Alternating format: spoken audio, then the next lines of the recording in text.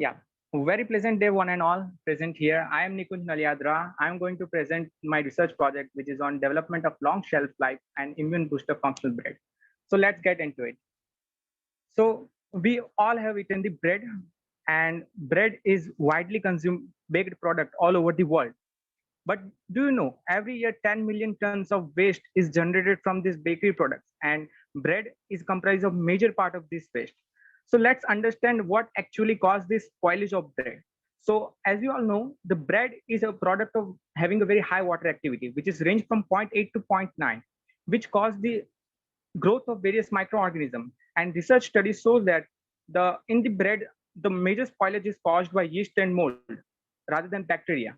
So here in India, the bread which we have, in that bread, the propionates and sorbates are used as chemical preservative to extend the shelf life of bread. But there is two problems here. First, these propionates and sorbates are synthetically produced. And second, the major problem is there are some spoilage causing yeast and mold strains were identified that can easily hydrolyze and degrade this chemical preservative. So there is a need of an alternative preservative. This preservative should be naturally originated and should be having a high activity against various yeast and mold species. So here I have choose natamycin as an alternative preservative. So let's take a brief overview of natamycin. So natamycin is an antifungal substance naturally derived from Streptomyces natalensis as a secondary metabolite. And natamycin is effective against a wide range of yeast and mold species.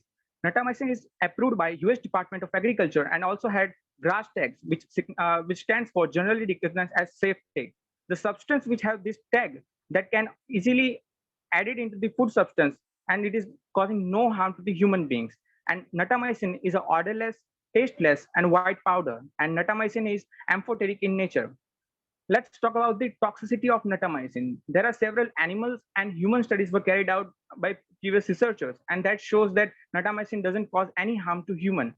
So these attributes make natamycin as an excellent choice as an alternative preservative in bread. So now we have understand that why I have chosen natamycin. Now let's understand why immune booster functional bread is required.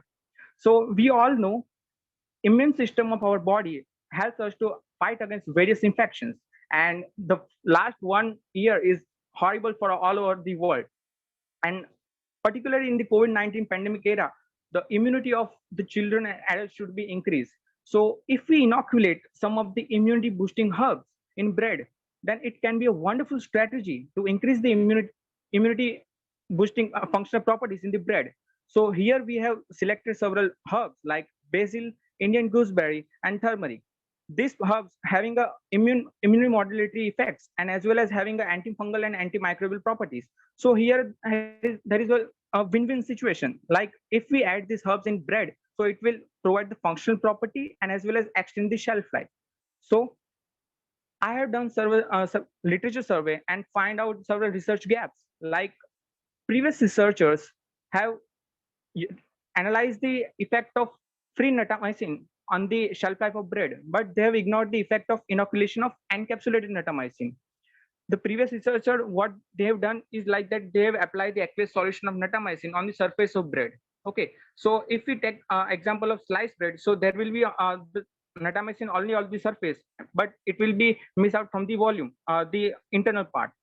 And if we inoculate the natamycin in the bread, so it will be encountered from the high baking temperature, which range from 180 to 200 degrees centigrade. This much of high temperature can degrade the natamycin, but nobody has studied the effect of temperature on the encapsulated natamycin in the food matrix. And basil, Indian gooseberry, and turmeric are having the immunomodulatory and antifungal properties. But there was an study was found in which they were incorporated in bread. So by analyzing this research gap, I have formulated several objectives for my study. The first objective of my study will be to encapsulate the natamycin and analyze the effect of encapsulated natamycin on the bread shelf life. And the second objective of my study will be the development of functional bread by incorporating of immunity boosting natural herbs. Now, let's talk about the material and methods which will be used by me in my study. So the encapsulation of natamycin will be carried out by ionotropic gelation method, in which I will be utilizing the sodium alginate as a wall material. Then after encapsulating the natamycin, I will carry out several characterization tests like morphological analysis by STEM, and I will analyze the encapsulation and loading efficiency. I will carry out FTIR analysis. Then I will go for thermogravimetric analysis, and then I will also study the release rate kinetics of my encapsulated natamycin. Then the shelf life of the bread will be analyzed by challenge shelf life study, in which I will be observe the visual growth of yeast and mold colony on the surface of bread. And then I will prepare the immune booster bread by incorporating several mixture of herbs, and I will do a sensory analysis, and we will also go for the animal study for knowing the immune response. And if I talk about the results, so due to the COVID, the labs were shut down due to the second wave in India, but we have done several primary experiments before the shutdown, and in that we have incorporated several herbs in the bread, and we have found very positive results. So that gave us hope that yes, we can further go for these studies, and whenever this shutdown will be open, and so we'll go for the further experiments. And these are the references that I've used for my presentation. And thank you so much for listening me patiently. And I would like to thank the Faculty of Agriculture of Dalhousie University to give me opportunity to present here.